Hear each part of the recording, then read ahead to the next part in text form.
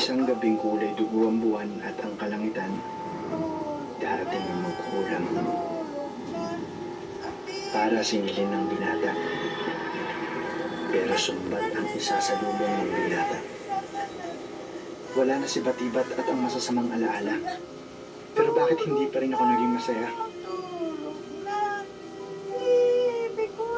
Pinaliwala ang mga galit na salita. Kinuha ng mangkukulam ang kaluluwa ng binata at nag-iwan na lang ng payong mahalaga. Ang masasakit na halaala ay humuhubog sa isang pagkatao. Hindi makikita ang pagkakaiba ng sakit at ginhawa, ng lungkot at saya kung wala ang mga ito.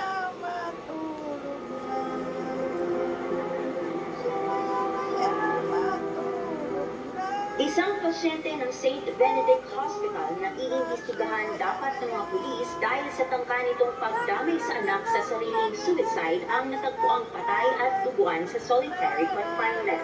Ayon sa otoridad, ang pasyente na hindi pinangalanan ay nakatalaga sa psychiatric ward ng hospital matapos ang insidente ng tangkang suicide at inilagay sa solitary confinement upang maiwasan ang karagdagang pinsala. Patuloy ang investigasyon upang matukoy kung ano ang eksaktong